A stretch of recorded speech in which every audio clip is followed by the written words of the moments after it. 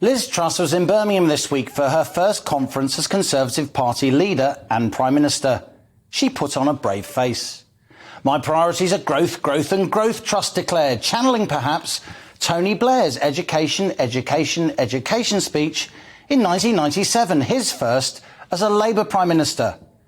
The opponents of growth, the vested interests, the forces of decline are wrong, wrong, wrong, Truss told the party faithful, in a definite throwback to another Prime Minister's words.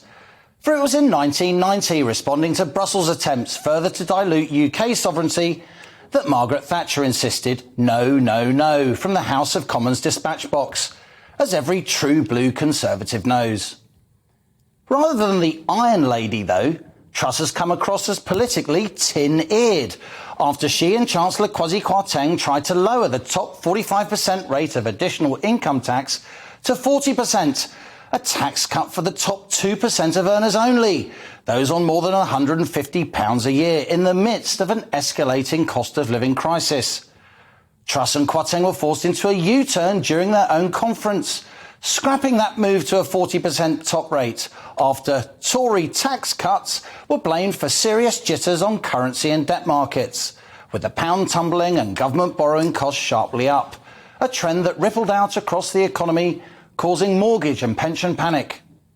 This new Prime Minister and her senior team, they're now desperate to make amends, to assert themselves and their pro-growth supply-side agenda on their party and the broader country, cutting back regulation and taxes in a bid to get the British economy moving.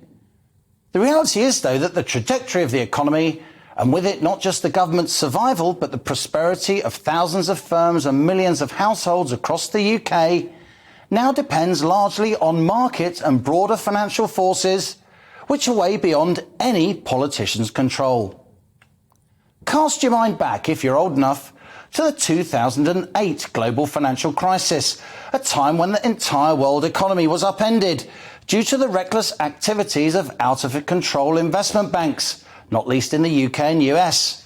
Financiers in the city, on Wall Street and elsewhere, they borrowed billions to place huge bets on increasingly dubious investments, so complex almost no one understood them, knowing that governments, taxpayers would be forced to bail them out to avoid a full-scale banking collapse, with all the disastrous economic and political turmoil, to say nothing of the civic unrest that would cause.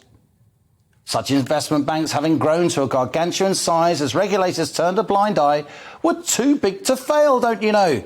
The sharp-suited bosses running them specialised in heads I win, tails you lose activity, the kind that gives capitalism a bad name.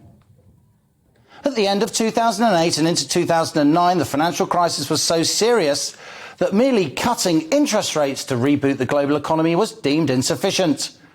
The Bank of England, along with the Federal Reserve and other leading central banks, they launched a one-off programme called quantitative easing, or QE, creating money out of nothing, then injecting it into the financial system to avoid a disastrous banking collapse. But the UK's initial £50 billion QE rescue scheme, meant to last just a few months, it grew like Topsy. Central bank largesse, it juiced up share prices. It was used to buy government bonds, meaning the state could borrow more cheaply. Investment banks and successive governments, a powerful combination, they became addicted as QE morphed into the economic equivalent of crack cocaine. The emergency measures, meant to be temporary from 2009, morphing into a lifestyle choice. By early 2020, the UK's QE programme had ballooned from 50 billion of money creation to 425 billion, 8 times the original plan. By pushing up share prices and shielding ministers from really tough spending decisions, QE has friends in high places. Perhaps that's why it's come under so little scrutiny, barely debated in Parliament, with almost the entire media taking it completely for granted.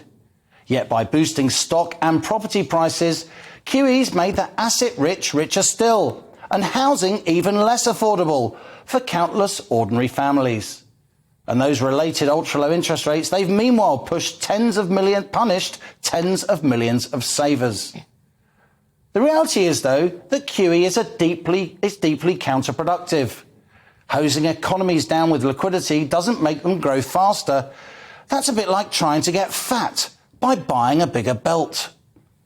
QE's also skewed bank lending towards incumbent zombie companies, starving smaller dynamic firms of finance, the kind that really boosts growth.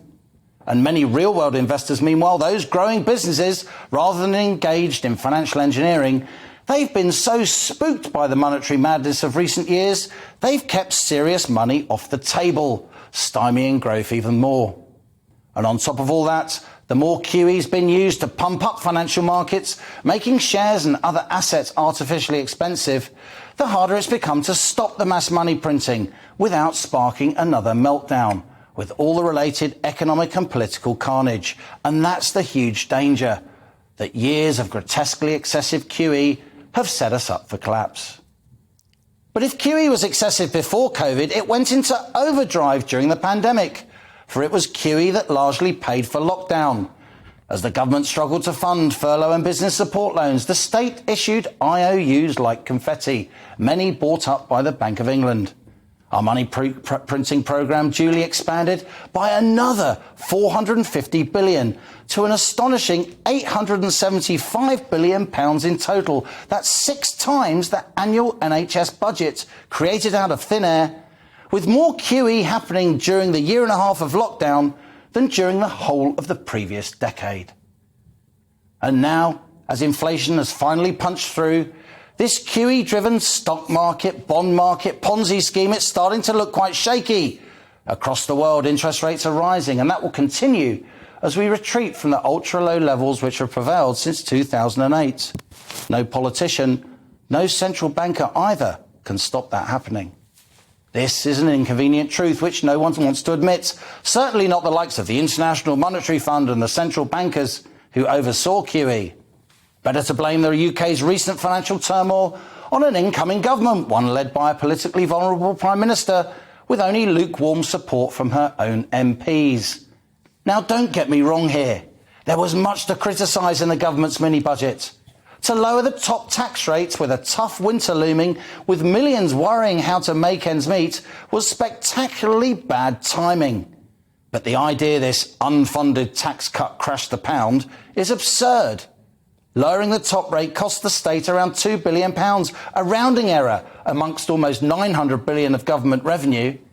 Lowering the top rate could even make the state money, given the impact on work incentives. That, though, is now the accepted political narrative, that a greed-driven Tory government drove down sterling while causing borrowing costs to spike, the higher borrowing costs rippling across the economy, damaging hard-working families and firms. And it's a narrative this Truss government will struggle to shake off, all because of a lack of political nous. But the broader truth is this. Our financiers and central bankers in cahoots with placid governments has created an almighty financial bubble, supported by mass money printing and ultra-low interest rates. And as we finally retreat from that, and the QE bubble-blowing machine is turned off, borrowing costs inevitably will rise as the cheap credit era comes to an end. This is not an easy message, but it's one we can hardly avoid. We are in for a period of painful adjustment, a truth our political and media class must urgently start to explain.